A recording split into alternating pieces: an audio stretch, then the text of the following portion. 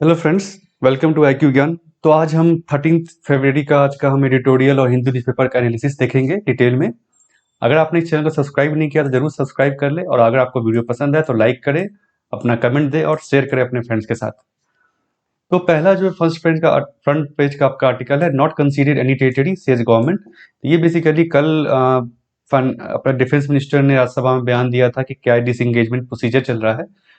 उसके बाद जो अपोजिशन का एक व्यू आया था कि गवर्नमेंट ने कुछ, हमारी सरकार ने कुछ पार्ट जो टेरिटरी जो हमारा वो चाइना को दे दिया है, छोड़ दिया है। उसके ऊपर एक काउंटर जो है गवर्नमेंट ने अपना स्टेटमेंट जारी किया है। तो ये वही है बेसिकली।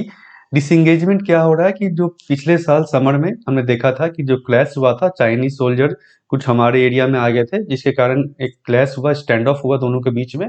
कुछ जवान हमारे भी शहीद हुए, उनके जवान भी मारे गए। तो जिसके बाद टेंशन था, काफी राउंड ऑफ टॉक्स हुआ।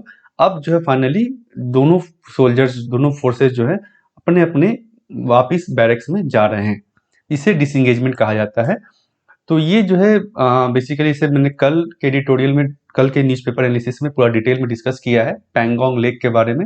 पैंगोंग लेक जो है, इसके नॉर्थ बैंक में फिंगर्स बने हुए हैं। बेसिकली माउंटेन रेंजेस जो है, उसका जो बॉर्डर है उसको फिंगर्स के तौर पे कहा जाता है। इंडिया का कहना है कि फिंगर 8 जो है वो हमारा बॉर्डर है, लाइन ऑफ एक्चुअल कंट्रोल है वहां तक। और चाइना का कहना है फिंगर 2 तक बेसिकली लाइन ऑफ बॉर्डर है, सही बॉर्डर। तो ये दो फिंगर 2 और फिंगर 8 के बीच में जो एरिया एक तरह से कह सकते हैं आप, वो आपका दोनों के बीच में दोनों उसको अपना बॉर्डर मानते हैं, अपना एरिया टेरिटरी मानते हैं। इसको लेकर बहुत बड़ा स्टैंड ऑफ हुआ है। तो अभी जो है दोनों फोर्सेस जो है अपने अपने वापिस अपने जो प्रीवियस पोजीशन था उस पर वापस मूव कर रहे हैं। इसमें कुछ खास नहीं, बेसिकली आप पैंगोंग लेक के बारे में लोकेशन उसका, डेस्पेंग लेक, चुनसुल वैली, इस सबका लोकेशन आप जरूर देख लें। और ये एरिया जो क्या है, गलवान वैली क्या है, इसको आप जरूर मैप में एक बार प्लॉट करके देख ले। और आप कल का वीडियो देख सकते हैं, एडिटोरियल, कल का न्यूज़पेपर एनालिसिस शुरुआत में इसको मैंने डिस्कस किया है। नेक्स्ट जो फ्रंट पेज में ही एक आर्टिकल है, puppet master with a chip in the brain. तो ये आपका GS पेपर 1 जो है आर्ट एंड कल्चर, उसमें उसके लिए मैंने रखा है। इसमें एक तोला थोलपावक्टू जो है, स्पेलिंग प्रोनाउंसिएशन अगर गलत हो तो मुझे माफ कीजिएगा। तो इसके बारे में बात की गई है। एक लेदर पपेट शो है केरला का, पलक्कद रीजन का। तो इसमें क्या किया गया इनोवेशन, बेसिकली इसको एक रोबोट के जरिए, रोबोटिक्स के जरिए इसको दिखाने की कोशिश की गई है। इसका ये आप देख रहे हैं यहाँ तक। तो puppet show with robotics movement, तो ये इसमें इनोवेशन लाया गया है। तो आपको जानने की जरूरत है एग्जाम से लिए थोड़ा ये जो आपका रोबोटिक है आर्ट जो है, लीडर पपेट्स, ये क्या है। तो ये बेसिकली जो traditional temple art in Kerala, Kerala में है का एक ट्रेडिशनल टेम्पल आर्ट है, जिसका बेसिकली बेस जो है वो पलक्कद रीजन है। आसपास के नेबर रीजन में, तमिलनाडु में भी इसका ये होता है वहां पर। ये भद्रकाली टेम्पल जो है पलक्कद में, वहां पे ही परफॉर्म किया जाता है, गॉडेस का टेम्पल जो है। और इसमें जो है रामायण का जो थीम, बेसिकली इसका रामायण है, रामायण की स्टोरी इसमें बेसिकली कही जाती है थ्रू पपेट्स। पपेट के थ्रू, पपेट आप समझते हैं, आपने देखा भी होगा शायद बहुत सारे टीवी चैनल्स में या अपने आसपास में कहीं पर। ये पपेट जो होते हैं स्ट्रिंग के जरिए अटैच होते हैं, उसको आप घुमा के उस पर बेसिकली उसको दिखाया जाता है। इसका दो और नाम भी है, जिसे नीजल कोट्टू और ओला कोट्टू, इस नाम से भी ये जाना जाता है। तो ये जो है इसका और में हम डिटेल में बताएं इसको, तो इसका जो फुल फॉर्म है थोल पवा, थोल मतलब होता है लेदर, और पवा मीन्स पपेट, पपेट जो साउथ इंडियन में, तो इसलिए लेदर पपेट शो इसको कहा जाता है। स्ट्रिंग के जरिए इसको मूव किया जाता है, स्ट्रिंग पपेट्री है। और भी पपेट्री होती है, हाथ के जरिए होता है, उंगली पे। तो ये एक स्ट्रिंग पपेट्री है, टाइप ऑफ पपेट्री में स्ट्रिंग पपेट्री है। स्क्रीन पे इसको दिखाया जाता है, बेसिकली शैडो को दिखाया जाता है, शैडो पपेट्री है ये, शैडो दिखाया जाता है। तो आप पीछे में कुछ पपेट करते हैं, और पीछे एक लैंप होता है जिसका शैडो इस पे पड़ता है, जो स्क्रीन पे शैडो आप देखते हैं दूसरी तरफ में। ये इंडियन इपिक रामायण, जैसे रामायण का स्टोरी से बताया जाता है। और इसके में जो नैरेटिव यूज की जाती है, जो कहा जाता है बेसिकली जो स्टोरी, वो mixture of pros and poetry के तौर पर अदल पत्तू जिसे कहा जाता है, वो इसमें नैरेटिव यूज किया जाता है। तो जैसा कि हम जानते हैं अलग अलग स्टेट्स में अलग अलग वहाँ के शैडो पपेट्री वहाँ पे फेमस है।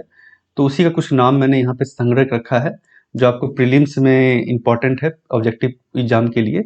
आंध्र प्रदेश की बात करें तो वहाँ थोलू बोम्बलेट्टा है, कर्नाटक में थोगल्लू गोम्बेट्टा, महाराष्ट्र का है आपका चर्म बाहुली नाट्य, उड़ीसा का रावणाचार्य, केरला का ऐसा भी हमने देखा, तमिलनाडु का थोल बोमलिट्टा। तो इसको आप मगअप कर ले, लिख ले, अपना नोट्स में लिख ले पेपर 1 के लिए।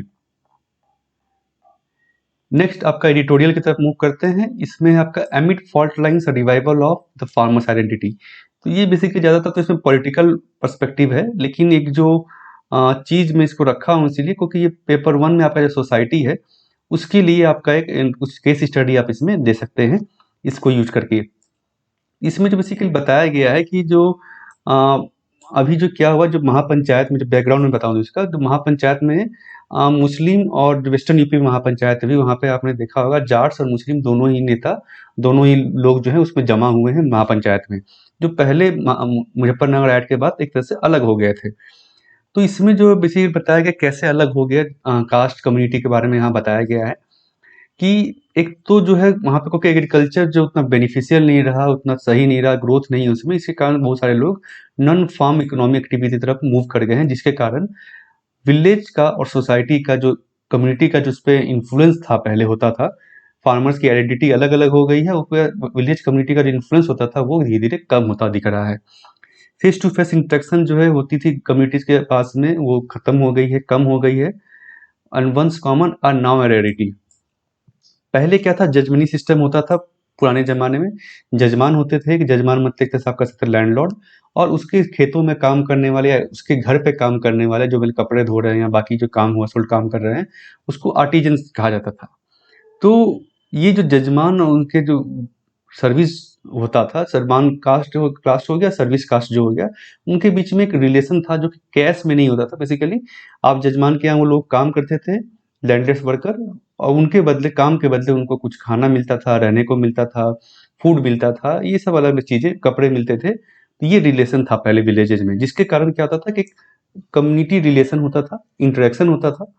अब वो चीज़ देखने को नहीं मिलता, क्यों? क्योंकि जो नॉन फार्म एक्टिविटीज़ है, फार्मिंग से लोग अलग हो चुके हैं, अलग अलग दूसरे काम में व्यस्त है, जिसके कारण ये जो जजमान रिलेशनशिप टूट गया है कहीं कहीं। कैश फ्लो हमको अब देखने को मिलता है।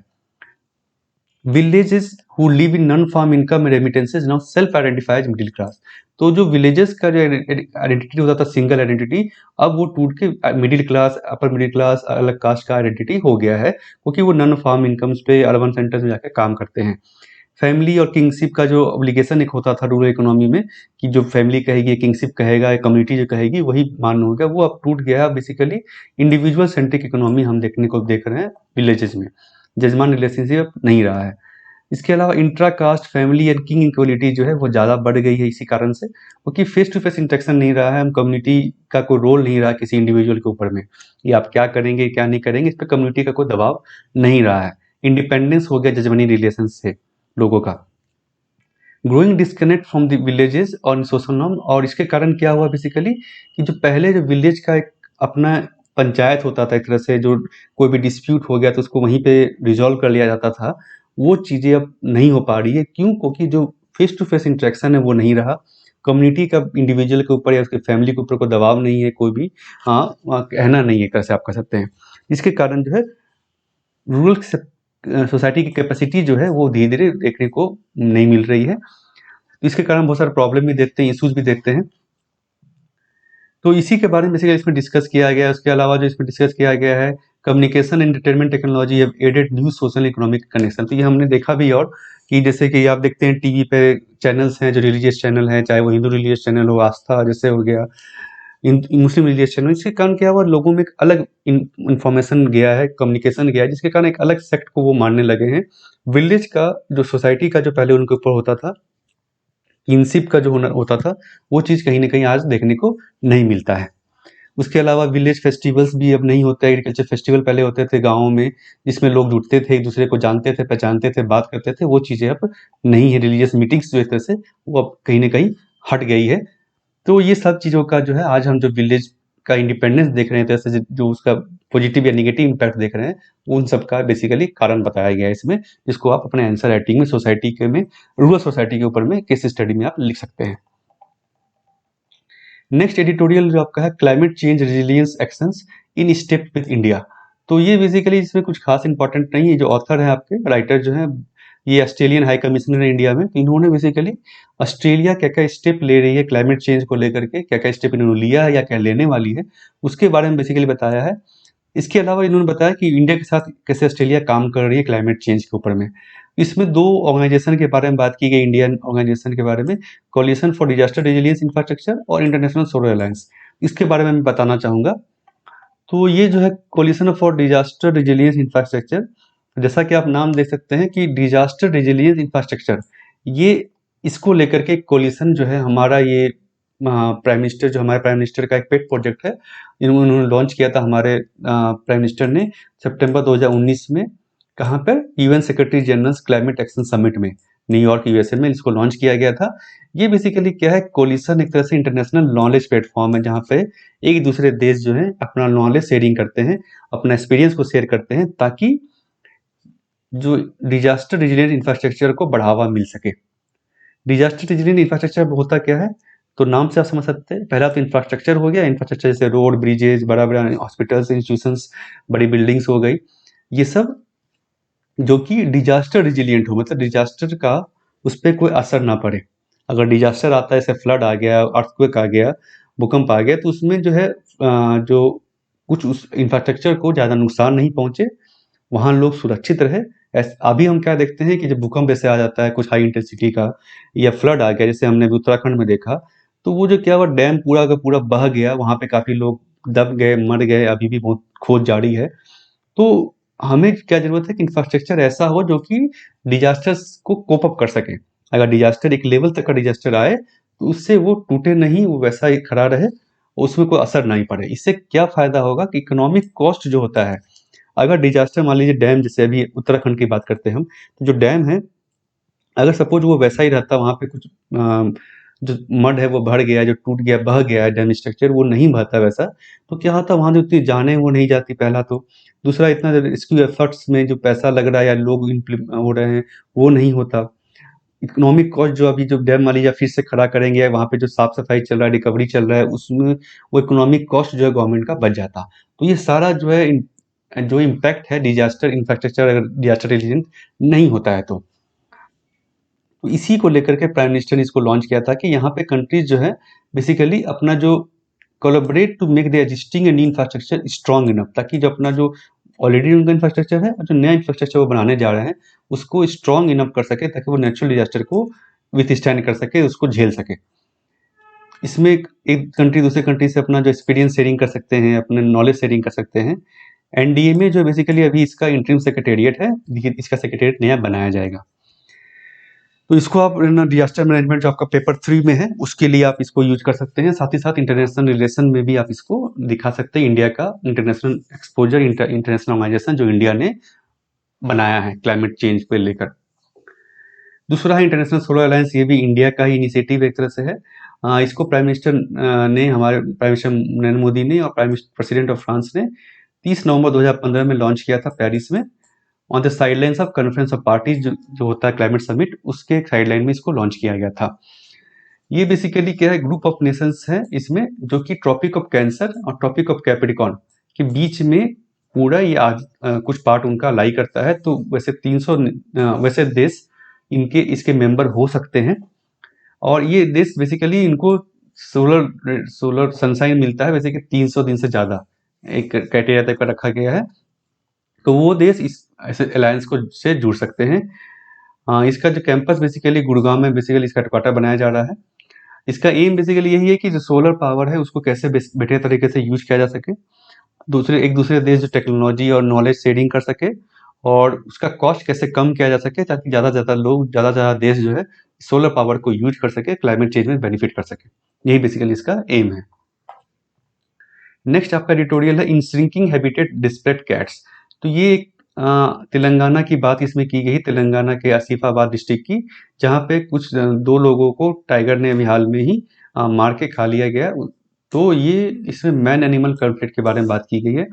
तो मैंने इसको रखा है इन्वायरमेंट के एग्जाम में, इन्वायरमेंट के टॉपिक पे आप इसको केस स्टडी की तरह यूज कर सकते हैं।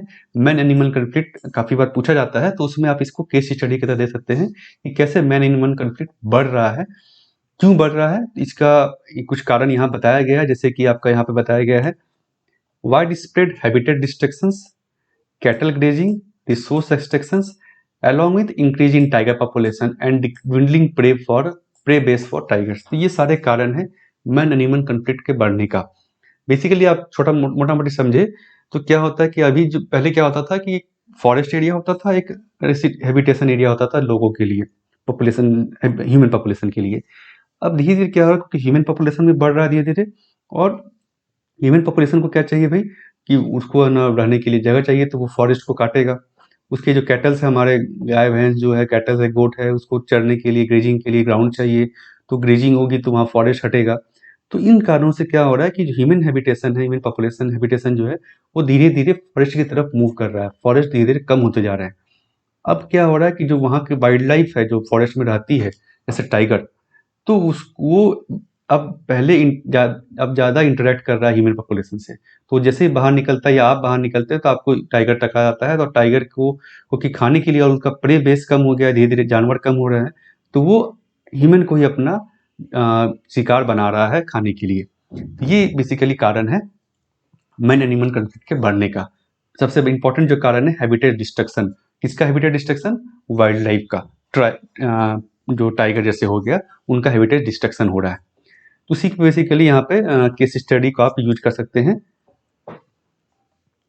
नेक्स्ट आर्टिकल आपका है खड़गे to lead opposition in Rajya Sabha. तो ये बेसिकली मल्लिकार्जुन खड़गे जो है कांग्रेस लीडर, तो इनको जो है लीडर ऑफ अपोजिशन बनाया गया राज्यसभा में अभी, क्योंकि जो अभी जो थे अभी तक में गुलाम नबी आज़ाद थे, जिनका की टर्म जो है 15 फरवरी को टर्म इंड हो रहा है, तो उनके बदले अब ये चार्ज देखेंगे लीडर ऑफ अपोजिशन है राज्यसभा। तो लीडर पोजीशन होता क्या है? तो ये जो basically leader of the largest party, opposition party, जिसका कि सीट जो है एक स्ट्रेंथ जो होता है राज्यसभा का हो या लोकसभा का हो, उसका 1/10 के स्ट्रेंथ से ज़्यादा उसके पास सीट हो, तो उस पार्टी के का एक लीडर एक तरह से होता है। तो वो पार्टी की लीडर बताती है कि ये लीडर होगा, उसी को लीडर ऑफ अपोजिशन कहा जाता है। ये एक स्टैट्यूटरी पोस्ट है, मतलब इसका एक एक्ट में वर्णन है कि इस एक्ट में salary allowances of leader of opposition in parliament act 1977 में इसके बारे में बताया गया है। एक स्टैट्यूटरी पोस्ट है, कॉन्स्टिट्यूशनल पोस्ट नहीं है, क्योंकि संविधान में इसके बारे में कोई भी व्याख्यान नहीं है। इसका एक इंपॉर्टेंट रोल होता है कि bringing cohesiveness and effectiveness to the opposition functioning policy and legislative work. तो अपोजिशन जैसे हम जानते हैं कि अलग अलग पार्टियां होती है अपोजिशन में, बहुत बार अलग अलग डिफरेंट पार्टी होती है, कुछ कुछ सीट होता है, तो उसके बीच में कोहेसिवनेस आए, एक कोऑर्डिनेशन लाना, एक स्ट्रेटेजी की तरह काम करना, स्ट्रेटेजी की तरह, ये बेसिकली लीडर ऑफ अपोजिशन का काम होता है, एक इम्पॉर्टेंट रोल है। इसके अलावा bringing bipartisanship and neutrality to the appointment, और बहुत सारे अपॉइंटमेंट जो होते हैं गवर्नमेंट में हायर पोस्ट के लिए, उसमें भी लीडर ऑफ अपोजिशन मेंबर होते हैं। किसी में leader of opposition of Lok Sabha होते हैं मेंबर, किसी में राज्यसभा, किसी में दोनों। जैसे सीवीसी हो गया आपका, सीबीआई के डायरेक्टर का अपॉइंटमेंट, सीआईसी का अपॉइंटमेंट, लोकपाल का अपॉइंटमेंट, इनमें जो है लीडर अपोजिशन एक मेंबर होते हैं, ताकि जो है सिर्फ गवर्नमेंट का व्यू नहीं हो, एक अपोजिशन का भी उसमें व्यू आए, उनका सहमति ली जाए। ये जो है क्योंकि हमने ब्रिटिश मॉडल को अपनाया है, पार्लियामेंट मॉडल को अपनाया है, वेस्टमिनिस्टर मॉडल को अपनाया है, तो वहाँ पे की तरह यहाँ पे भी इनको शैडो प्राइम मिनिस्टर की तरह रेफर किया जाता है। क्यों? क्योंकि अगर प्राइम मिनिस्टर एक तरह से, अगर गवर्नमेंट अगर फेल करती है, गिरती है, तो इनको एक तरह से प्राइम मिनिस्टर का चार्ज मिलेगा, ये कहना है। मतलब कि जनरली लीडर जो होते हैं, लीडर जो होते हैं, जो पार्टी जो होती है, वो डिसाइड करती है कि कौन उनका लीडर होगा उस समय। तो ये मोटा मोटी लीडर पोजीशन के बारे में है। नेक्स्ट जो आर्टिकल है आपका, governance and law making should be left to legislature. तो ये रविशंकर प्रसाद जो है मिनिस्टर ऑफ फॉरेन जस्टिस, इन्होंने पार्लियामेंट में कहा कि सेपरेशन ऑफ पावर की बहुत ज़रूरत है। जुडिशरी को और लेजिस्लेचर को अपना अपना पावर जानना चाहिए, और जुडिशरी को लेजिस्लेचर के डोमेन में हस्तक्षेप नहीं करना चाहिए। कौन सा डोमेन? तो लॉ मेकिंग जो है या गवर्नेंस का जो डोमेन है, वो लेजिस्लेचर का काम है, संसद का काम है, तो संसद पे ही छोड़ देना चाहिए। पीआईएल जो है, जैसे पब्लिक इंटरेस्ट लिटिगेशन, जो जुडिशरी जिस पे अपना बहुत सारा कमेंट देती है, तो उस चीज़ों को जुडिशरी को ध्यान से उसको देखना चाहिए कि वो कहीं लेजिस्लेचर के डोमेन में तो हस्तक्षेप नहीं कर रही है, उनके काम जुरिडिक्शन पे तो हस्तक्षेप नहीं कर रही है। तो ये बेसिकली कहना है minister of law and justice का। इसके अलावा ये डिबेट हुआ था शुरू arbitration and conciliation amendment act को लेकर के, जिसको बेसिकली पास किया गया लोकसभा में ऑलरेडी, और ये जो है इसका ऑर्डिनेंस गवर्नमेंट लेके आई थी पिछले साल नवंबर में। ये एक्ट क्या है बेसिकली, अमेंडमेंट क्या है इसको हम देख लेते हैं। ये अमेंडमेंट बेसिकली ऑलरेडी ऑर्डिनेंस के थ्रू इसको लाया गया है अमेंडमेंट को।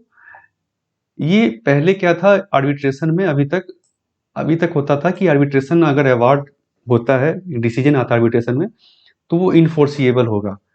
और अगर कोई पार्टी अगर चाहे कि है ना उसके अगेंस्ट जाना चाहती है, अगर उसको लगता है कि नहीं अब जो डिसीजन है वो सही नहीं लिया गया है, तो अगर और अपील फाइल करती है कोर्ट में, तब भी उस केस में भी वो अवार्ड इनफोर्सिएबल रहेगा, जब तक कि कोर्ट उस पर स्टे नहीं लेती, conditional stay. Court unconditional stay नहीं दे सकती, कंडीशनल तरीके से उस पर स्टे लगा सकती है। अभी क्या किया गया इसमें अमेंडमेंट ला करके कि अगर पार्टी को लगता है, जो दो मान लीजिए दो पार्टी है, उसको उन्होंने डिस्प्यूट अपना लेके आर्बिट्रेशन के पास गई थी, आर्बिट्रेशन ने उसको अवार्ड दिया, तो एक पार्टी को अगर लगता है कि ये जो डिसीजन आया है आर्बिट्रेशन ने करप्शन घूस दिया गया, मान लीजिए आर्बिट्रेटर को फ्रॉड के जरिए इस डिसीजन को लाया गया है, उस केस में वो कोर्ट के पास जा सकती है। कोर्ट को एम्पावर किया गया है कि अनकंडीशनल तरीके से वो इस अवार्ड के इन्फोर्समेंट पे स्टे लगा सके।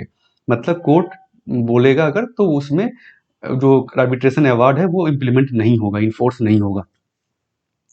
तो ये किया गया है इस एक्ट को अमेंड करके, इसलिए क्योंकि बहुत बार अभी देखा गया कि जो आर्बिट्रेशन का क्या होता है, आर्बिट्रेटर को घूस खिला करके करप्ट कर दिए थे या इन्फॉर्मेशन को गलत दिया गया, उस केसेज में आर्बिट्रेटर जो अवार्ड देता है वो सही नहीं होता है। आर्बिट्रेशन है क्या? तो arbitration alternative dispute resolution mechanism है। अल्टरनेटिव इसलिए क्योंकि बाकी जो डिस्प्यूट रिजोल्यूशन जो है, कोर्ट है आपका, कोर्ट में आप जाके अपना डिस्प्यूट को सुलझा सकते हैं, लेकिन क्योंकि वहाँ पे बहुत ज़्यादा टाइम लगता है, बहुत बार पैसे भी खर्च होते हैं, लॉयर को हायर करो, आपको एक एक हियरिंग का कॉस्ट होता है, आपको जाना आना पड़ेगा सुप्रीम कोर्ट में, अगर आपने किया, या हाई कोर्ट में जाना आना पड़ेगा, पेशी होगी। तो वो जो पूरा प्रोसीजर है, जो टाइम लगता है, उससे बचने के लिए, ताकि डिस्प्यूट जल्दी से रिजॉल्व हो सके, ये अल्टरनेटिव डिस्प्यूट रिजोल्यूशन जो है रखा गया है। बहुत सारे कंट्रीज को यूज करते हैं, एक हर कंट्री में इसको यूज किया जाता है। तो आर्बिट्रेशन उनमें से एक मेथड है। इसमें क्या होता है कि जो दो पार्टी है, मान लीजिए दो आदमी के बीच में या दो कंपनी के बीच में डिस्प्यूट है, तो दोनों कंपनी मिलकर एक आर्बिट्रेटर के पास जाएगी, आर्बिट्रेटर को अपॉइंट करेगी और उनके पास जाएगी, और आर्बिट्रेटर सारे दोनों पक्षों को सुनकर अपना डिसीजन देगा। वो डिसीजन जो है बाइंडिंग होगा दोनों पार्टी पे, ये आप ध्यान रखें। आर्बिट्रेटर का डिसीजन बाइंडिंग होता है दोनों पार्टी पे। ये एक तरह से आउट ऑफ कोर्ट सेटलमेंट हो गया। अब उनको कोर्ट जाने की जरूरत नहीं है, क्योंकि वो आर्बिट्रेटर के पास वो अपनी मर्जी से गए थे, आर्बिट्रेटर भी उन्होंने अपनी मर्जी से अपॉइंट किया, इसमें कोर्ट का कोई हस्तक्षेप नहीं था, कोई इन्फोर्समेंट नहीं था, आपके ऊपर कोई बाउंडेशन नहीं था। तो इसीलिए इसलिए किया जाता ताकि जल्द से जल्द आउट ऑफ कोर्ट सेटलमेंट हो सके, और कोर्ट का भी जो बर्डन है केसेस जो उनके कम हो सके। ठीक है, नेक्स्ट आर्टिकल की तरफ हम मूव करते हैं। नेक्स्ट आपका inter marriage can reduce caste tension. ये ज़्यादा कुछ इंपॉर्टेंट नहीं, बेसिकली मैंने पेपर 1 जो है आपका सोसाइटी उसके लिए रखा है, और साथ ही साथ सोशोलॉजी का किसी का ऑप्शनल है, उसमें वो केस स्टडी की तरह इसको यूज कर सकते हैं। तो कोर्ट ने एक जो है डिसीजन दिया है, इंटर कास्ट मैरिज का था एक केस, जिसमें कोर्ट ने पुलिस पे स्टे लगाया कि वो है ना आगे उस पर उनको अलग ना करे एक तरह से। तो इसमें कोर्ट ने क्या कहा है कि educated younger boys and girls are choosing their life partners which in turn is a departure from earlier norms of society where caste and community play a major role. पहले क्या होता था, अभी भी बहुत जगह पे कास्ट और कम्युनिटी जो है वो आपके लाइफ पार्टनर चूज करने में इंपॉर्टेंट रोल लेते थे, कि ये हमारे कास्ट का लाइफ पार्टनर होगा, इस स्टेटस का होगा, सारा कुछ होता है अभी भी। अभी क्या हो रहा है, एजुकेटेड लोग, बच्चे जो है, जनरेशन जो है, वो अपना लाइफ पार्टनर अपनी कंपेटिबिलिटी के हिसाब से, आपका कलीग है उसको आप लाइफ पार्टनर बनाते हैं। वहाँ पे हम कास्ट नहीं देखते हैं कि किस कास्ट से है, किस रिलीजन से है। तो इससे क्या फ़ायदा हुआ है कि बेसिकली जो कोर्ट का मानना है या देखना है, इससे इंटर कास्ट जो टेंशंस हैं, कन्फ्लिक्ट जो है, वो धीरे धीरे कम होगा, इसका एक पॉजिटिव इम्पैक्ट होगा। इसमें बेसिकली बी.आर. अम्बेडकर का भी इन्होंने कोट किया है, एनिहिलेशन ऑफ कास्ट जो उनका था। उन्होंने उस समय कहा था कि I am convinced that the real remedy is inter marriage. तो उन्होंने उस समय बोला था कि इसका जो इंटर कास्ट कन्फ्लिक्ट जो है, उसका जो सॉल्यूशन है, रियल सॉल्यूशन जो है, वो इंटर मैरिज ही है। क्यों? क्योंकि fusion of blood can alone create the feeling of being किथ एंड किंग। तो जब दो लोग अंडर कास्ट मर्ज करेंगे तो जो वो फ्यूजन ऑफ ब्लड जो होगा, एक तरह से जब बच्चे होंगे एक तरह से वो दोनों कास्ट के तरफ से होंगे, तो वो फ्यूजन ऑफ ब्लड जो होगा उससे लोग एक दूसरे को भाईचारा जो है दोनों में बढ़ेगा कास्ट में। और जो डिफरेंसेज हैं, जो अभी सेपरेटिस्ट फीलिंग है कि एक कास्ट अलग है, हमारा कास्ट अलग है, हमारा रहना सहना अलग है, दूसरा कास्ट अछूत है, एक तरह से वो फीलिंग धीरे धीरे घटेगी। तो इसी पर कोर्ट ने अपना पॉजिटिव डिसीजन दिया है कि इंटरकास्ट मैरिज से धीरे धीरे जो है इंटरकास्ट कन्फ्लिक्ट जो है वो घटेगा। तो इसको आप एक तरह से केस स्टडी की तरह पेपर 1 में सोशियोलॉजी में या फिर आप उसको लिख सकते हैं। नेक्स्ट आपका आर्टिकल है प्रेसिडेंट विल डिसाइड ऑन रेजोना प्ली। ये जो मर्सी प्ली है बलवंत सिंह रेजोना का, जो प्रेसिडेंट के पास पेंडिंग है। इनको जो 26 साल से जेल में है पंजाब चीफ मिनिस्टर बेअंत सिंह के मर्डर के केस में। तो इन्होंने मर्सी प्ली दिया था। मर्सी प्ली क्या है? बेसिकली प्रेसिडेंट के पास पार्डनिंग पावर है, जैसा कि आपने शायद पॉलिटी में पढ़ा होगा। अंडर आर्टिकल 72 प्रेसिडेंट के पास पावर है कि वो किसी भी कन्विक्ट को, चाहे वो मर्डर का कन्विक्ट हो या किसी दूसरे लाइफ इम्प्रिजनमेंट का उस पर सजा काट रहा हो, उसकी सजा को वो कम कर सकते हैं या सजा को हटा सकते हैं या सजा को किसी तरह से दूसरे सजा में कन्वर्ट कर सकते हैं। मतलब मर्डर का सजा काट रहा है, सॉरी डेथ पेनल्टी उसको मिली है, तो उसको हटा करके वो लाइफ इम्प्रिजनमेंट दे सकते हैं। तो ये सारा कुछ प्रेसिडेंट का पार्डनिंग पावर का एक पार्ट है। इसमें जो है अभी क्या है कि इनके पास मर्सी प्ली जो पेंडिंग है, उस पर कोर्ट ने कहा है कि इस पर डिसीजन लेने के लिए एक टाइम फ्रेम के अंदर बेसिकली। तो ये जो पार्डन प्ली इसको मैं अभी डिस्कस नहीं कर रहा हूँ। बेसिकली सुप्रीम कोर्ट का भी कुछ गाइडलाइंस इस पे आया है पुराने केसेस में कि पार्डनिंग जब वो डिसाइड करते हैं तो क्या क्या पावर है उनके पास, प्रेसिडेंट के पास, उसके ऊपर में। तो पहला है मैंडेटरी सेंट्रल गवर्नमेंट एडवाइस। तो सेंट्रल गवर्नमेंट, जैसे कि हम जानते हैं कि प्रेसिडेंट जो है का जो भी डिसीजन होता है वो on the advice of council of minister या सेंट्रल गवर्नमेंट जो कह सकते हैं कैबिनेट के एडवाइस पर ही वो अपना जो डिसीजन लेते हैं। उनका अपना डिस्क्रिशनरी पावर बहुत ही लिमिटेड है। इस केस में भी जो है जो प्रेसिडेंट का डिसीजन होगा वो सेंट्रल गवर्नमेंट जो एडवाइस करेगी उसी के ऊपर होगा, वही एडवाइस उनको मानना होगा। प्रेसिडेंट का अपना कोई डिस्कशन उसमें नहीं है। दूसरा है नो रीजन रिक्वायर्ड। तो प्रेसिडेंट जो भी मर्सी प्ली एक्सेप्ट करते हैं या नहीं करते हैं, पार्डन देते हैं नहीं देते हैं, उसमें कोई भी उनको रीजन देने की जरूरत नहीं है कि क्यों दिया या क्यों नहीं दिया गया mercy. Not a matter of right. जो मर्सी प्ली कर रहा है, जो जेल में है, उसका वो राइट नहीं है कि वो इस चीज को करे। चाहे वो प्रेसिडेंट एक्सेप्ट कर भी सकते हैं उस चीज को, मर्सी प्ली को, चाहे एक्सेप्ट नहीं भी कर सकते हैं। इसके अलावा लिमिटेड जुडिशियल रिव्यू। तो जुडिशरी का रिव्यू का तो है ही, हम जानते हैं जुडिशरी के पास जुडिशियल रिव्यू का पावर है, लेकिन इस केस में जुडिशियल रिव्यू जो है वो लिमिटेड है। मतलब कि ऐसा नहीं कि आप किसी भी कोई भी डिसीजन हुआ प्रेसिडेंट का, आप चले गए कोर्ट में कि भाई इसको रिव्यू किया जाए, सही डिसीजन नहीं हुआ, नहीं। सिर्फ कुछ ग्राउंड पर ही जुडिशरी उसको रिव्यू कर सकती है उस डिसीजन को। कौन कौन से ग्राउंड पर? Order has been passed without application of mind. अगर लगता है कोर्ट को कि without application of mind court ये प्रेसिडेंट ने या सेंट्रल गवर्नमेंट ने अपना ऑर्डर दिया है, ऑर्डर इज मैलाफाइड, सही नहीं है। पास्ड ऑन होनली इरेलीवेंट कंसिडरेशन, जो फैक्ट उनके पास आया वो गलत था एक तरह से, रेलिवेंट मटेरियल को उनके सामने नहीं लाया गया। Order is arbitrary. तो बेसिकली ये सब चीज़ों पर, और आर्बिट्ररी ऑर्डर है, उन चीज़ों पर सुप्रीम कोर्ट जो है उसको रिव्यू कर सकता है उस डिसीजन को, अदरवाइज नहीं। ये नेक्स्ट आपका जो आर्टिकल कलारी दनी होगा, तो इसमें कलारी जो है कलारी पट्टू, इसके बारे में आप जान लें। ये बेसिकली मार्शल आर्ट का फॉर्म है। तो ये आपका पेपर 1 जो है आपका आर्ट एंड कल्चर, उसमें आप इसको यूज कर सकते हैं अगर आप प्रीलिम्स में बेसिकली एक क्वेश्चन आता है तो। ये एक मार्शल आर्ट है जो कि ancient knowledge of human body के ऊपर बेस्ड है। केरला में ओरिजिनेट हुआ था 3rd सेंचुरी बीसी में, 2nd सेंचुरी एडी में ओरिजिनेट हुआ था, उस समय किया जाता था। अभी जो है केरला और कुछ तमिलनाडु के कुछ पार्ट्स में इसको प्रैक्टिस किया जाता है अभी भी। ये जो जहाँ पे ये मार्शल आर्ट्स खेला जाता है, किया जाता है, प्रैक्टिस किया जाता है, उसे कहा जाता है कलाड़ी। इसीलिए इसका नाम कलाड़ी पयट्टू किया गया है। ये कलाड़ी वर्ड जो है वो तमिल का संगम लिटरेचर ही काफ़ी इंपॉर्टेंट लिटरेचर है, जिसके बारे में बहुत बार सवाल भी पूछा जाता है प्रीलिम्स में, मेंस में। उसमें पहली बार ये टर्म आया था, जो कि बताता है एक बैटलफील्ड और एक कॉम्बैट एरिना। इसका मतलब जो है संगम लिटरेचर में ये है बैटलफील्ड, एक कॉम्बैट एरिना के नाम से है। It is considered to be one of the oldest fighting system in existence. तो एक पुराना, जैसे आप देख सकते हैं यहाँ पर। इसके अलावा एक इम्पॉर्टेंट जो फैक्ट है आपका कि खेलो इंडिया जो प्रोग्राम है गवर्नमेंट ऑफ इंडिया का, मिनिस्ट्री ऑफ यूथ अफेयर्स का, उसमें इसको रखा गया है, इंक्लूड किया गया पहली बार 2021 में। तो करारी पट्टू को भी, और उसके अलावा और भी कुछ-कुछ है। तो ये अब इम्पोर्टेंट है, काफ़ी हो चुका है एग्ज़ाम्स के पॉइंट ऑफ व्यू से, इसके बारे में आप ज़रूर नोट्स बना लें, प्रीलिम्स के पॉइंट ऑफ व्यू से काफ़ी एक इम्पोर्टेंट है। तो फ्रेंड्स ये था आज का एडिटोरियल और हिंदू न्यूज़पेपर का एनालिसिस पूरा। अगर आपको वीडियो अच्छा लगा तो ज़रूर लाइक करें, शेयर करें अपने फ्रेंड्स के साथ, और आप मुझे फॉलो कर सकते हैं बाकी सोशल मीडिया पे, और सब्सक्राइब करना मत भूलें इस चैनल को। Thank you.